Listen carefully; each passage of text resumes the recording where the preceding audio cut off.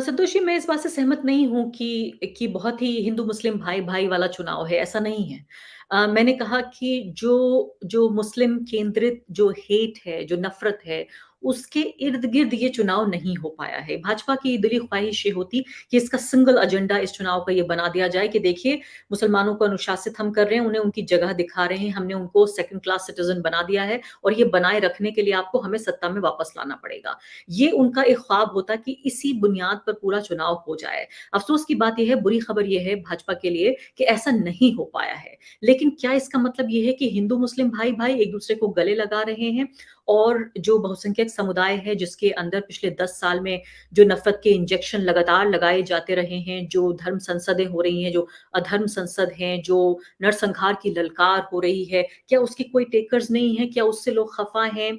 क्या जो कारोबार पे जो असर पड़ रहा है, एक तरह का मैं कहूँगी इकोनॉमिक एक अपार्थाइड जैसी जो एक स्टेट बन गई है उत्तर प्रदेश में कम से कम कुछ पॉकेट्स में मैं देख रही हूँ सोशल और जो इकोनॉमिक एक बॉयकॉट जैसी स्थिति भी कुछ जगहों पे हमने चाहे कुछ पॉकेट्स में ही सही लेकिन हमने वो देखी है।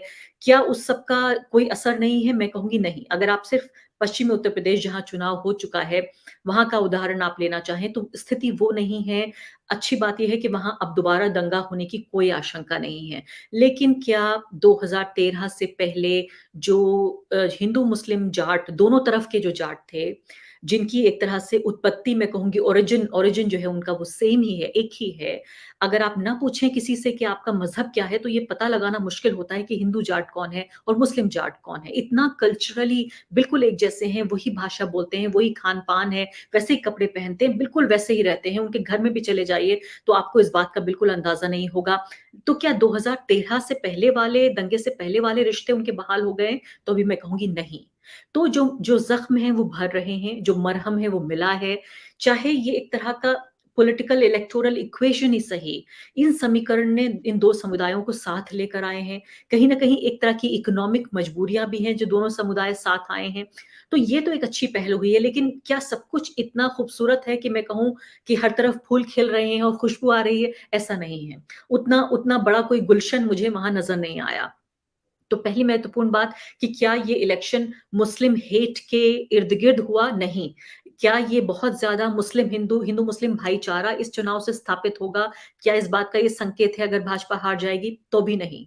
तो कहीं न कहीं जो सच्चाई है वो इसके बीच में है और जो इस इलेक्टोरल जो रिज़ल्ट आएगा हमारे सामने, जो भी रिज़ल्ट हो, चाहे इस तरफ का या उस तरफ का, उससे सामाजिक बदलाव का एक संकेत ज़रूर मिलेगा।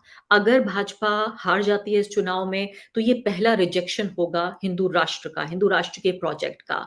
अगर भाजपा इस चुनाव में इस सब के बावजूद, जो कि मेरा पूरे तरीके से मानना है कि ये कांग्रेस, बीएसपी या एसपी या कोई भी चौथी पार्टी अगर इस वक़्त सत्ता में होती पिछले 5 साल में और उसका यही परफ़ॉर्मेंस होता, जो भाजपा का परफ़ॉर्मेंस रहा है, तो उन्हें 50 सीटें नहीं आती, जनता उनको उल्टे पैर वापस लौटा देती। तो ये हिंदुत्व का ही एजेंडा है कि अभी भी जो बराबर की लड़ाई और एक मज़बूती से जो भाजपा लड़ रही है, ये सिर्फ़ और सिर्फ़ आइडियोलॉजिकल पॉलिटिकल प्रोजेक्ट है, जिसकी वजह से उसको इतने वोट मिल रहे हैं, ये परफ़ॉर्मेंस की वजह से बिल्कुल भी नहीं है। 2 महत्वपूर्ण चीज़ें हैं, एक तो सोशल स्कीम्स, जो राशन इन्होंने बाँटा है और दूसरे जो एक सांप्रदायिक एजेंडा है। 2 वजह हैं जिसकी वजह से पैर इनके अभी भी टिके हुए हैं। कितनी सीटें कम आती हैं, ये मुझे नहीं मालूम, अभी कहना बहुत मुश्किल है। तो ये तो आपका पहले सवाल का जवाब रहा कि क्या ये इस तरह का इलेक्शन नहीं है। कहीं न कहीं नुआंस्ड मैं कहूँगी कि ब्लैक एंड व्हाइट नहीं है बल्कि ग्रे एरिया में हमें इसे देखना होगा।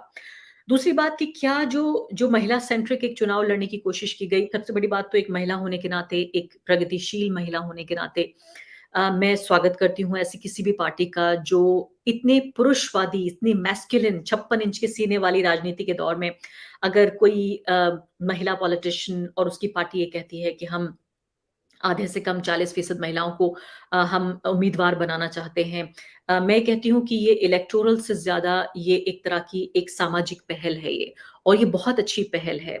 इसका नतीजा पहले चुनाव में नहीं मिलेगा, इसका नतीजा हो सकता है दूसरे चुनाव में भी ना मिले। लेकिन अगर मैं ये देखना चाहती हूँ कि क्या ये जो पॉलिटिकल कमिटमेंट है, ये कांग्रेस पार्टी आज जो उसने किया है, क्या ये इसको बना के रखना चाहेगी अगर उसे चुनाव में हार मिली उसके बावजूद भी? मैं आपको अपना तजुर्बा बताना चाहती हूँ कि कैसे जब एक महिला मैदान में उतरती है, जब एक महिला पॉलिटिशियन होती है, ममता बनर्जी की बात ले लेते हैं। मैंने वहाँ वेस्ट बंगाल का इलेक्शन भी वहीं ग्राउंड पे ही जाके कवर किया और देखा मैंने कि कैसे जब एक एक महिला नेता होती है, तो फिर चुनाव में क्या बदल जाता है।